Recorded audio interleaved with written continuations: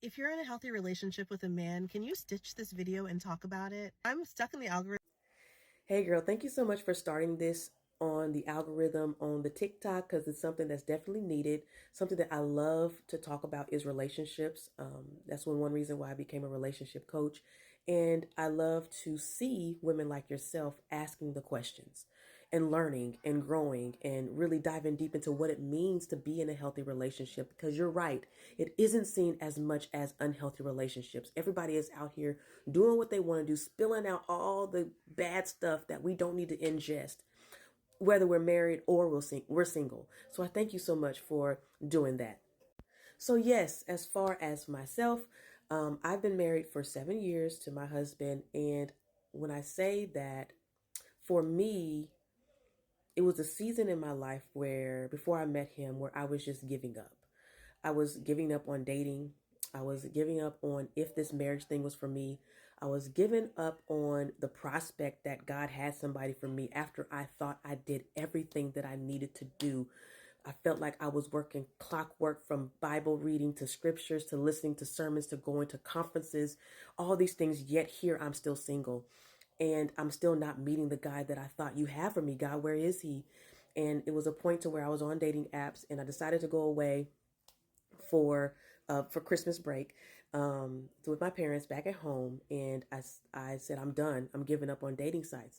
I came back home to where I live. I flew back and I said, okay, I'm going to try one more time. I'm going to try this thing one more time. Because listen, these streets out here get ugly. And so, but I'm going to try this one more time because God, I believe you have something for me. So I opened up my dating app, and long story short is where I met my husband online. I actually slid in his DMs, and then we started, of course, the dating process. But I can tell you that um, it's what I saw in him, because I had a healthy background in my family of marriages that I could see. And even though I saw that, I didn't know if I could have that for myself. I worried whether or not that would be something that I can also have, because you're like, okay, they can have it, but what I'm seeing right now, my generation, it doesn't seem like it's happening. I'm seeing people getting divorced left and right, friends that are close to me, I go to church with, people are dropping like flies with marriages. And so I'm like, okay, I don't want to be that story. I don't want to have that story.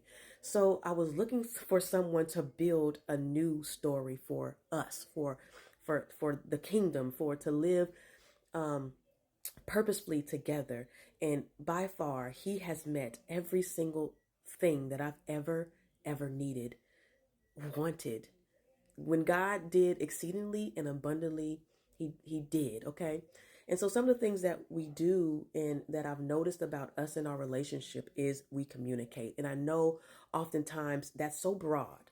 We say communicate. You got to learn how to communicate. You got to do all the things, but honestly, when I tell you, he's a man that communicates with me and is willing to communicate with me. He knows my love language enough to know that I need quality time and I need acts of service. And he knows that I have to spill out whatever it is I need to spill out. And he takes it all in and he finds a solution for it and he breathes it out into the way that it can work for us in our family.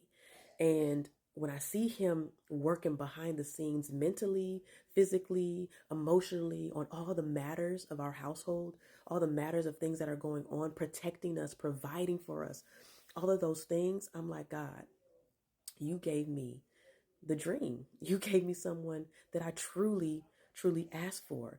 And we fight for this thing every day.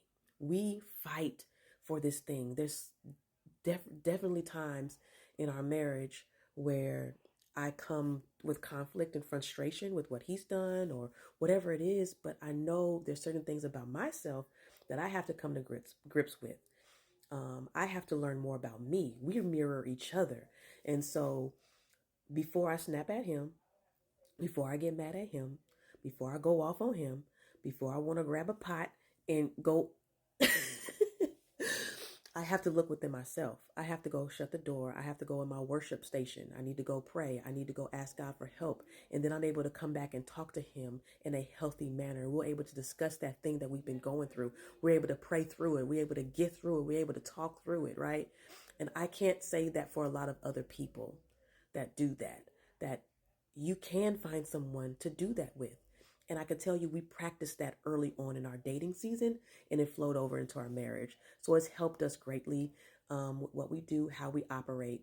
And it's something that we talk a lot about on our podcast, When Marriage and Purpose Collide, because we want to help other singles out there. We ain't just out here, like you said, showing pictures for the gram, for the Facebook, all this stuff. And that's great for y'all to see, but what's happening behind the scenes? Like, how'd y'all do this in y'all dating season? How are y'all doing this in your marriage as a family? And we talk about that. So yeah, thank you so much for starting. There's so much more I want to share. I'll probably do a part 2 to this. If anyone has any questions, go ahead and put it in the comment section because, yeah, but we met online too. My husband and I, we met online. So anyway, I think I said that. Anyway, I'm just rambling. All right, I gotta go. Bye. Love y'all.